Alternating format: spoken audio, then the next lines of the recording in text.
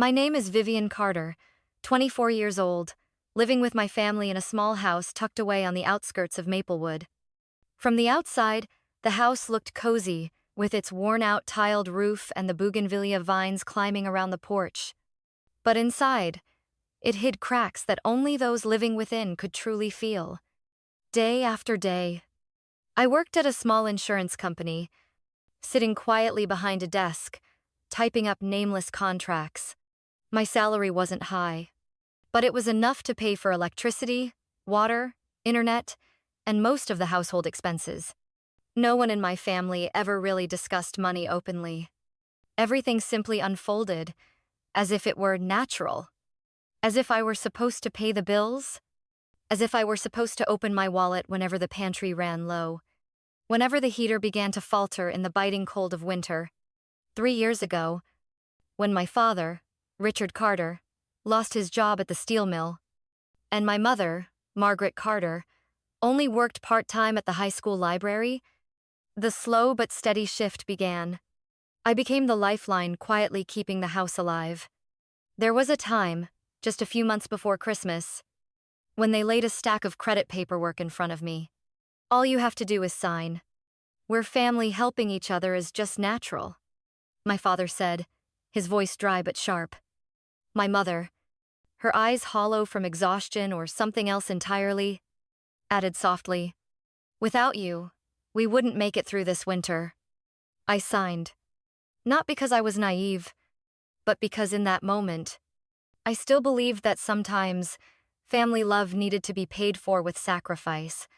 I didn't realize then that, at that very second, my fate had been tethered to invisible debts. Not just financial ones, but emotional debts so toxic they could never truly be repaid. Every morning in that worn-down kitchen, as I placed the kettle on the stove, as I checked the overdue electricity bill pinned to the fridge, as I quietly transferred money into the secondary card my mother used for groceries, I thought I was doing the right thing. Only my younger sister, Sophie Carter, who had just turned 17, would sometimes glance at me, a look that seemed to want to say something, but always fell silent. We didn't need to speak aloud, but in her eyes, I saw a truth I had been too afraid to face. I was no longer part of this family. I was just the supply line, and deep down, I knew. The day everything collapsed was coming very soon. I just hadn't realized. It would arrive on Christmas Eve. That Christmas Eve, I came home later than usual. Fine snow, light as mist, dusted the thick fabric of my coat, and the scent of coffee from the late-night cafe still clung to my sleeves. I stepped quietly into the dim house, where only the old yellow glow of a few Christmas lights flickered half-heartedly in the windows. The Christmas tree stood awkwardly in the living room, bare, lonely, draped in a string of lights that had already burned out in patches since the last holiday season. My mother, Margaret, set a plate of cold ham on the scratched wooden table. My father, Richard, sat at the head, a glass of wine in hand, his gaze fixed on the ceiling light, as if searching for some elusive answer he had never found in his life. We sat at the table that had once been warm, now as suffocating as a room with no air. The clinking of cutlery echoed hollowly, interspersed with the melancholy notes of a Christmas song crackling from the old kitchen radio.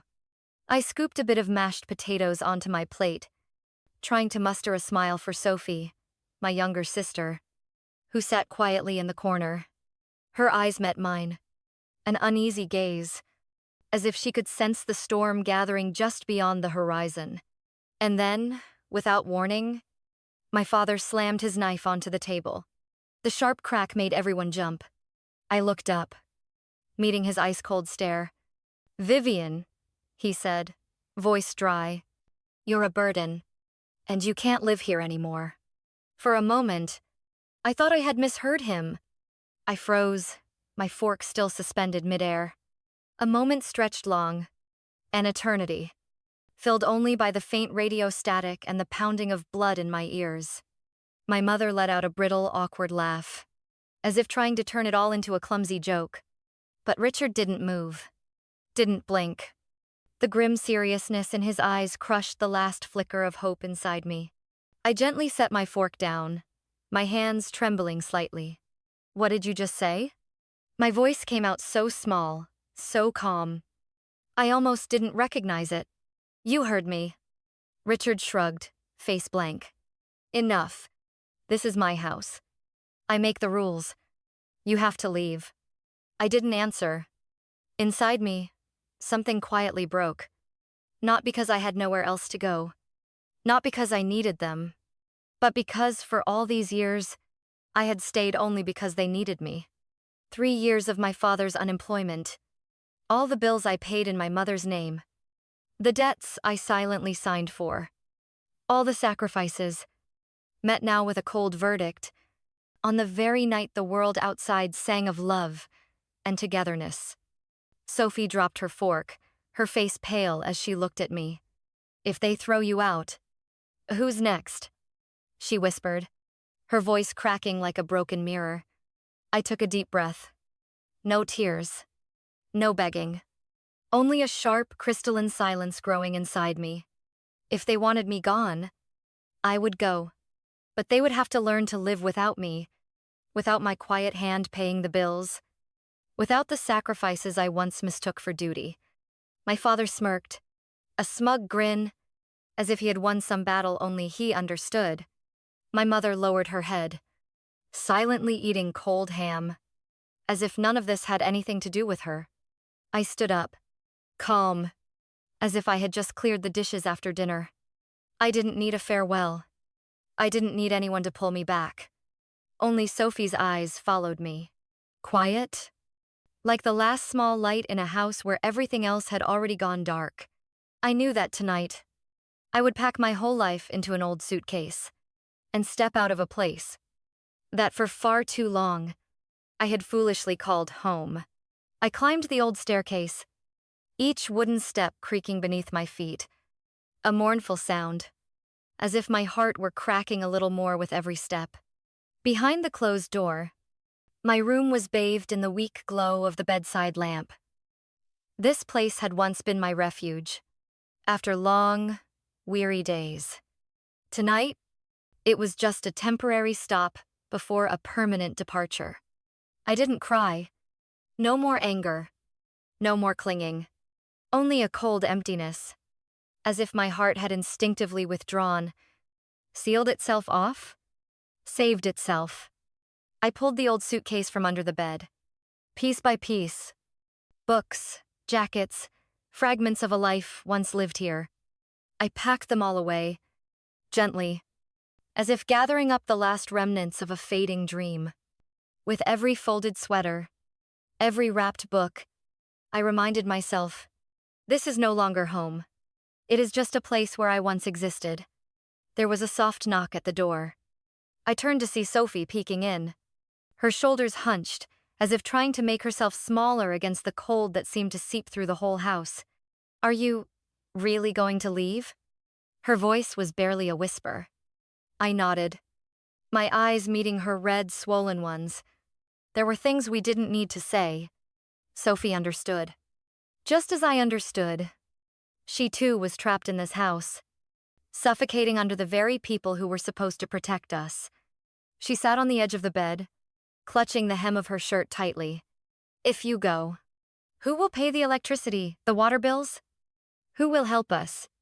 I squeezed the sweater in my hands, letting a heavy silence pass before answering.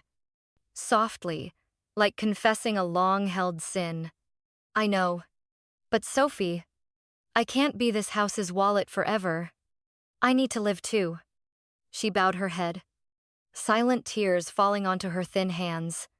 In her, I saw myself years ago, desperately yearning for love, and receiving nothing but endless demands. I reached out and gently touched her shoulder. A silent promise. "I won't leave you behind. When you're ready, I'll come back for you."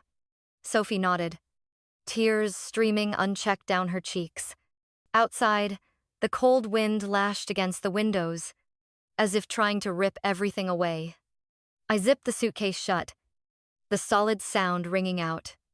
A silent declaration. I was ready. No one could make me turn back now. That night, I closed the door to my room. Not to sleep, but to mark the end of a chapter that had long since decayed. No announcements. No demands for witnesses. No waiting for apologies. Tomorrow, when they woke, they would find the room empty. Just like what they had done to my love over all these years. Before the sky could even lighten, I had already placed my packed suitcase neatly by the front door. No noise. No note left behind. Only leaving them exactly what they had always given me. Cold silence. I sat down on the edge of my bed, opened my phone, and logged into the accounts I had quietly maintained for the past 3 years. The ones that kept the lights on, the stove running, the internet working, and the entertainment flowing, without anyone ever stopping to wonder who was paying for it all. Electric bill, remove card.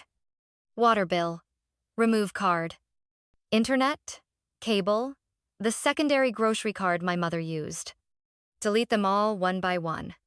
When the system asked, "Are you sure you want to cancel automatic payments?" I simply pressed confirm. Without hesitation, without regret. Each click of the mouse was like a clean cut. No blood, no drama, but slicing straight through the invisible chains that had bound me for what felt like a lifetime. I used to think keeping everything running was for the family, but now I understood. It was only prolonging a love that had long since died, something I had been too afraid to face. When I disconnected the final link, the Amazon Prime account my mother used nightly to watch movies, I felt a strange lightness spread through my chest. No more forced responsibility. No more invisible duty. Only me and my decision to no longer serve a family that had already cast me aside. I stood up, shrugged on my coat, grabbed my suitcase. Walking down the hallway, I glanced through the crack in Sophie's door. She was still sleeping, her breathing shallow under the threadbare quilt. I whispered to myself, "Stay strong, little one. One day I'll come back for you." Downstairs, I noticed the living room light was still dim, and my father's silhouette slouched over the table, half-emptied bottle in hand. No one spoke. No one called my name. No one begged me to stay. And I no longer needed them. I opened the front door. The cold wind slapped my face. But I didn't shiver. I only felt free. My suitcase wheels rattled softly against the icy sidewalk. Step by step, I left that house behind without looking back. I was no longer Vivian Carter, the daughter expected to sacrifice without end. I was Vivian Carter, the woman who chose to leave, to save what little light still remained inside her. Tomorrow morning, when that house woke up, with no electricity, no water, no internet, no Netflix, perhaps they would finally understand. Silent presence is a form of salvation. And when it disappears, all that remains is the cold, naked dark. The suitcase wheels hissed against the frozen sidewalk, the night swallowing me up without a backward glance. But before I could close this chapter completely, there was one final thing I had to do. I turned into a small bank on the corner, the very place where 3 months ago, I had sat signing papers handed to me by my parents, papers cloaked in the words, "For the sake of the family." I logged into the account, staring at the red blinking words on the screen. Signed loan, payment pending. It was no small amount. Nearly everything I had scraped together over the past 2 years. Money I had once hoped would be the deposit for my first apartment, or seed capital for something that would finally be my own. I stared at the cold numbers, my hand tightening into a fist. I knew I could walk away. Let them deal with the consequences. But I also knew any legal chain left between me and them would always be a shackle that could drag me back. I took a deep breath and transferred my entire savings to close the loan. The screen refreshed with new words. Payment complete. Loan closed. A part of me felt like it was bleeding. But the rest? felt lighter than it had in years. The price of freedom, and I had paid it. I stepped out of the bank, the biting wind tearing at my face, but this time, I didn't flinch. I only felt myself walking forward, into a life with no debts, no entanglements, no chains to pull me back. Tomorrow morning, when that house woke up, plunged into cold darkness, they would know I had left completely. No more footprints. No more sacrifices left to exploit. The next morning, as the sun barely crested over the damp rooftops of Maplewood, I sat quietly in the small attic room of Rachel's house, sipping a cup of cold coffee, welcoming the first rays of sunlight, like someone just emerging from a long, exhausting dream. My phone began to buzz repeatedly. 1, 2, 3 missed calls, all flashing the same name. Margaret Carter. I didn't pick up. There was no need. I already knew exactly what was happening in that house across town. The first text appeared. No greeting, no concern, just a stream of panic. Vivian, the internet isn't working. The electricity is flickering. The television won't turn on. What's happening? I set the phone down on the table, taking another slow sip of coffee. The silence inside me felt almost cruel in its calmness. When I was still there, that house had been lit up every night, warm through every winter, the internet smooth and reliable, so my parents could sit back and watch movies without ever once asking if I was tired. And now, just one night later, everything had collapsed. Exactly as they had collapsed the bridge between us with their own hands. The phone buzzed again. This time, Richard Carter. I didn't even bother glancing at the screen. A moment later, a message from Sophie popped up. Short, trembling. Sis, the house lost power. Dad's furious. Mom's screaming. I'm hiding in my room. I gripped the phone tightly, a lump forming in my throat. Not because I pitied them, but because I pitied Sophie, still trapped in that place, where chaos and selfishness were dressed up in the fake, heavy word, family. The phone kept buzzing. Another message from Mom. Vivian, what are you doing? Answer me now. Your father is going mad. We can't survive without electricity and water. The word we made me smirk coldly. When they kicked me out, there was no we. There was only me and you. Cold, final. I didn't respond. I let them sit in the emptiness they had sown. The day drifted by, the sound of the phone buzzing becoming a silent soundtrack to the attic's stillness. I didn't need to listen to know. That house was now dark, cold, cut off.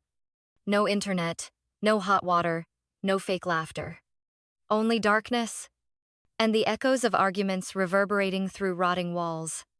Their panic was nothing more than a reflection of a truth they had never dared to face. It wasn't me who needed them to survive. It was they who needed me. And now, having lost my silent hands, they were losing the world they had thought they could possess forever. That evening, after a day steeped in the strange stillness of my newfound freedom, I was sitting by the attic window at Rachel's house, watching scattered yellow lights blink across the hillside, when my phone rang again. This time, I saw a message from my mother. Honey, I'm not feeling well. 1 minute passed, then 2. I didn't reply. I simply sat there, quietly, letting the silence echo deep inside me. The second message came faster. I just had a blood pressure episode. The doctor said if the stress continues, I could have a stroke at any moment. Do you really want to watch your mother collapse, Vivian? I set the phone down on the table, my heart tangled in a knot. Not because I believed it. Not because I didn't see through the truth behind those words. But because the child inside me, the little girl who had once longed to be hugged, protected, trembled at the memory. All through my childhood, I had learned to survive on scraps of affection, on hollow promises that if I just tried a little harder, If I just sacrificed a little more, I would finally be seen. And now, they dangled that same old hook again, this time wrapped in the guise of illness. I picked up the phone, my finger hovering over the screen, 1,000 responses flickering through my mind. I'm sorry. I'll come visit you. I'll help one last time. But then I remembered. Those cold glances on Christmas Eve. The brittle, mocking laughter. The words that cast me out like worn-out furniture. And I realized, if I turn back this time, I would never move forward again. I typed out a single, simple reply. If you truly loved me, you wouldn't have let me suffer like this. I wish you a speedy recovery, but I will not come back. I hit send. It felt like slicing away a piece of my own memory. Painful, but freeing. The phone stayed silent for the rest of the night. No new messages. No apologies. No admissions of guilt. Only a cold emptiness. But this time, I welcomed it with a heart ready to face it. I pulled the thin blanket over my shoulders and closed my eyes. Outside, the wind still howled across the rooftops. An unspoken song of freedom. That night, for the first time in years, I slept soundly, carrying no one's weight but my own. In the days that followed, I lived in a strange kind of silence. So quiet that even my own breathing felt too loud in the small attic room. I went to work, came home, ate simple dinners with Rachel, trying, little by little, to rebuild the rhythm of an ordinary life. I thought that by leaving, I had ended everything, that I had severed all ties, that I had paid every debt, that I had left all burdens behind. But the past, especially those who refuse to let go, always finds a way to cling on. One Friday afternoon, while I was packing up my files to leave the office, my phone rang. It was Sophie. I answered, my heart tightening a little. Her voice was barely a whisper, carried away by the wind. Sis, they're talking about you, to everyone. I gripped the phone harder. Specifically what, Sophie? A compressed breath.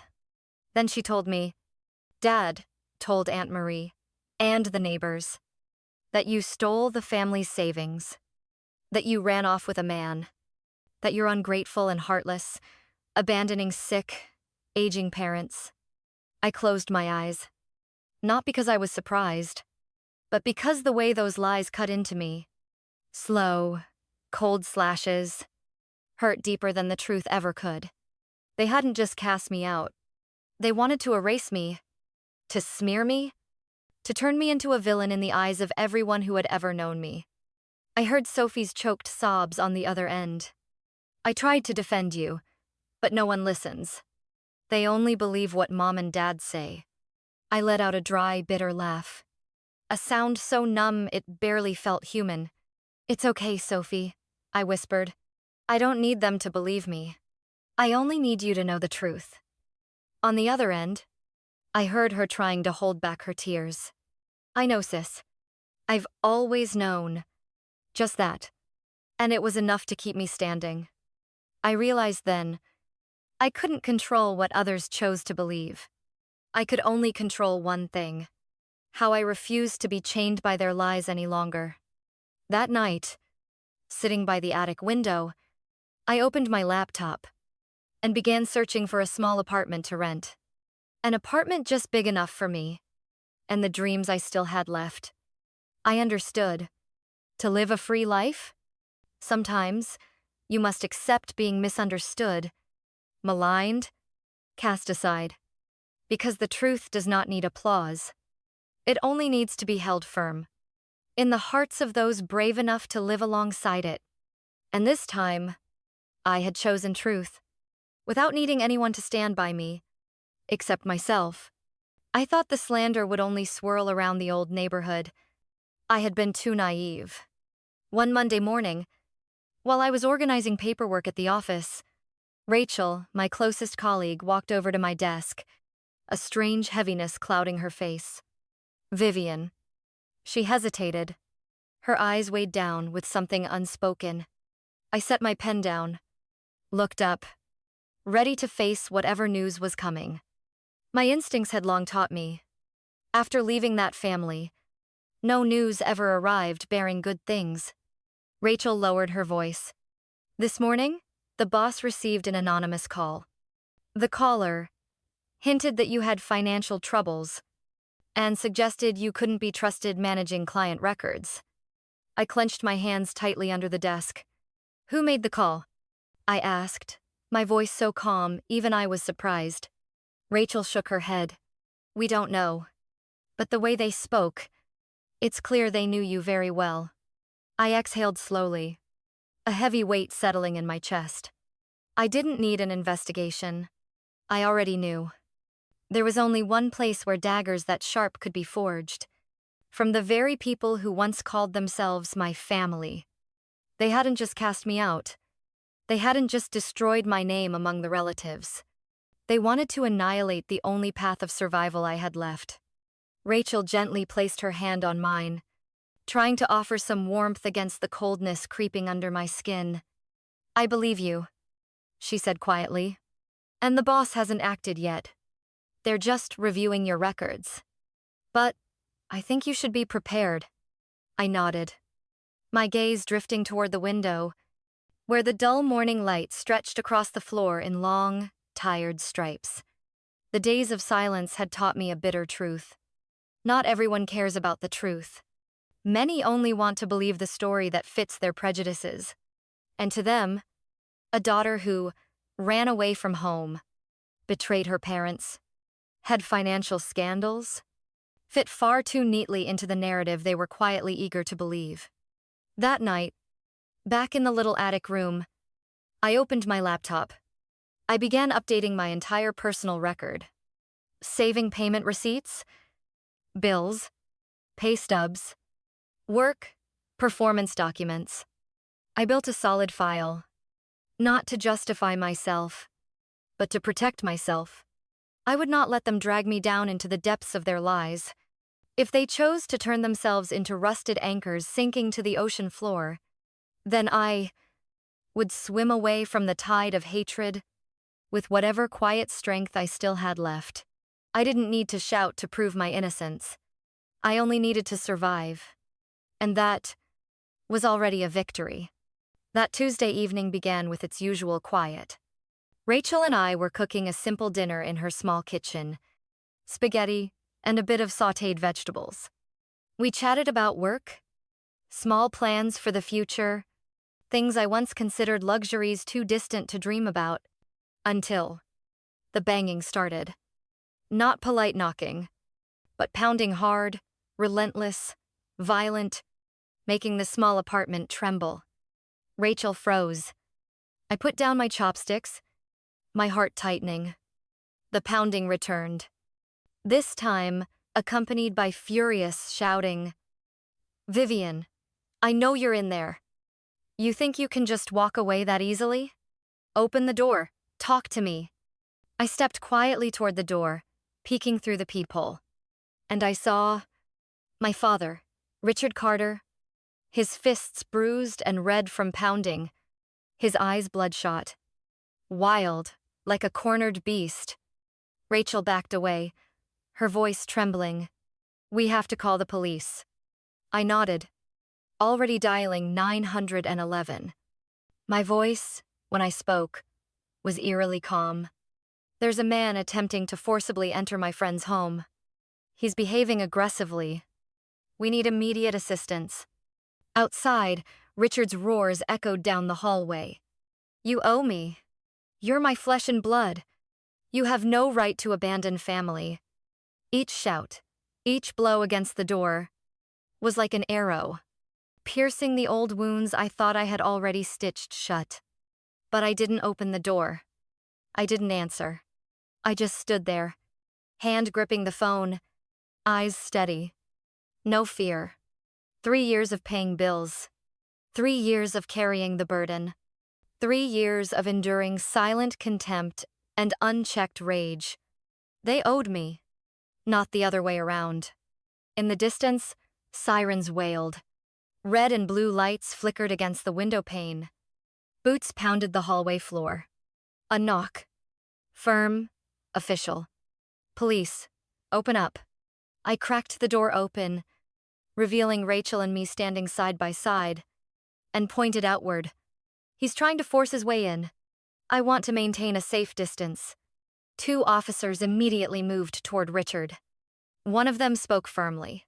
Sir, you're disturbing the peace and threatening others. You are required to leave immediately. My father turned toward me, his eyes blazing, his voice hoarse as he screamed, You'll regret this, Vivian. You'll pay for betraying this family. I said nothing. I just stood there, watching them cuff him, watching the storm be locked away in a cage of its own making. No more tears. No more trembling. Only cold, sharp freedom. Truly mine?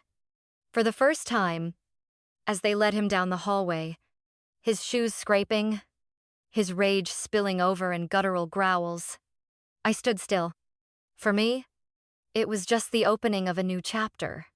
One, he would no longer have the power to taint. Rachel squeezed my hand tightly, her eyes full of worry and compassion. I squeezed back, offering a small smile. I'm okay.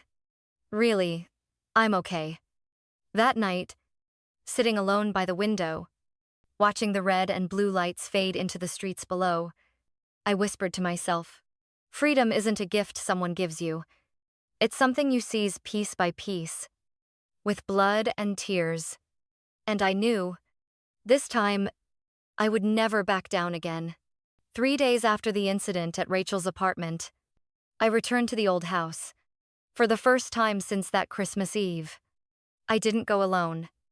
A police officer accompanied me, under a civil standby order, ensuring no one could touch me, no one could raise their voice, no one could get violent. The house appeared before me, familiar yet cold, like a lifeless block of concrete. The curtains were drawn tight. No barking dogs. No lights. Sophie was already waiting on the front steps, a small backpack neatly placed at her feet. Her eyes met mine. Just a faint nod. No tears. No words needed. I took a deep breath and stepped through the threshold. For the very last time, the living room was drenched in dim, gray light. My mother, Margaret, sat stiffly on the couch, clutching her handbag against her chest, like it was the last life raft she had left. My father, Richard, lurked in the kitchen, his eyes dark and brooding. Silent. I didn't stop. No nod. No greeting. I walked straight upstairs to my old room, now just a hollow, cold box. The closet had been ransacked. The few belongings I had left, a few books, a pair of old shoes, some childhood photographs, lay scattered across the floor like trash. I calmly picked up each item, packing them into my suitcase. Not rushing, not angry. Each movement felt like mourning, a quiet funeral for the memories I once foolishly clung to. When I dragged the suitcase down the stairs, my mother suddenly stood up. You're just going to leave like this? Without saying anything? After everything? I paused at the last step, lifting my head to look at her. For the first time in weeks, my eyes held no pain, only a distant, serene clarity. I've said plenty. You just never really listened. My mother lowered her head. A heavy silence engulfed the room. My father, Richard, took a step forward, his voice sharp, cutting. You're disgracing this family. You'll regret cutting ties. I let out a small laugh. A laugh stripped of all warmth. Number. I'm simply living by the lesson this family taught me. If you're not respected, you leave. I pulled an envelope from my jacket pocket, handed it to the officer. He skimmed it quickly, then turned and handed it to my parents. A copy of the no-contact order. A legal full stop to every shred of control they once thought they had. If any of you attempt to contact me, through messages, calls, trespassing on my residence or workplace, You will be subject to immediate legal action. My voice was even. Not a single tremor. I turned to Sophie. She had already wheeled her suitcase to the door, her small shoulders squared, her eyes shining with a determination I had never seen in her before. I took her hand. Together, we stepped out under the cold, gray winter sky. I didn't look back. I didn't need to. What needed to be left behind, I had left. What needed to be carried forward was only myself and my sister. And so, we left the old house behind. Without regret, without farewell, without any ties binding us anymore. We left the old house like two survivors, walking away from a battle that had raged for years. No one came to see us off. No one tried to hold us back. Only the silent snow kept falling, covering the old rooftop, blanketing the past we had finally, resolutely closed behind us. I drove toward the west side of town, where Nora, a kind-hearted coworker, had graciously opened her small apartment to welcome my sister and me. Sophie sat quietly in the passenger seat, hugging her old backpack to her chest, her gaze trailing out the fogged window. She said nothing, but her hand brushed lightly against mine. A soft squeeze. So gentle it warmed me all the way to my core. We reached Nora's apartment as dusk settled in. Nora greeted us with a warm smile. No questions. No probing. She simply opened the door wide, letting us step into a space filled with the soft glow of golden lights and the comforting scent of toasted bread. That night, for the first time in what felt like forever, I lay down and listened to Sophie's steady breathing from the bed across the room. No more shouting. No more shattering dishes. No more accusing, demanding eyes. Only simple peace. And the purest kind of freedom. The next morning, I took Sophie to register at the local community college, the same place where I had once taken my first tentative steps toward freedom, years ago. I watched her fill out the forms, her hands trembling slightly with emotion, and I realized we didn't need a perfect family. We only needed each other, and the chance to build a life of our own choosing. The weeks that followed passed in a simple, hopeful rhythm. Sophie started school. I transferred to a new insurance company, one where no one knew the old rumors, where the past no longer held any power over me. Every evening, we ate dinner together, sometimes just instant noodles and an apple, but every meal was filled with soft laughter. No hiding tears, no playing roles. We were simply ourselves, two sisters, two survivors, two souls rebuilding from the scraps they were left with. 2 years later, on a golden autumn afternoon, Sophie sat beside me on the grassy slope by the lake, sunlight glinting across her hair. She turned to me, her smile as pure as the sunlight itself. You know, if you hadn't left that day, I'd probably still believe I deserved to live in the shadows. I squeezed her hand gently, my gaze drifting across the shimmering surface of the lake. You were never meant to live in the shadows, Sophie. Sometimes, we have to leave the old house behind to realize how much we deserve the light. She nodded, her eyes shining with a brightness that no one would ever be able to extinguish again. And deep inside me, I knew, with absolute certainty, that every loss, every scar, every silent ache of those long-ago nights had led us to this moment. The moment we chose our lives for ourselves. No one would ever take that from us again. No one had the right to call it wrong, just because it didn't match their expectations. We didn't need a perfect family. We didn't need acceptance from those who had turned their backs. We only needed ourselves. And that was enough. Because true happiness is not being allowed to exist in someone else's heart. True happiness is being allowed to exist whole and unshaken in your own.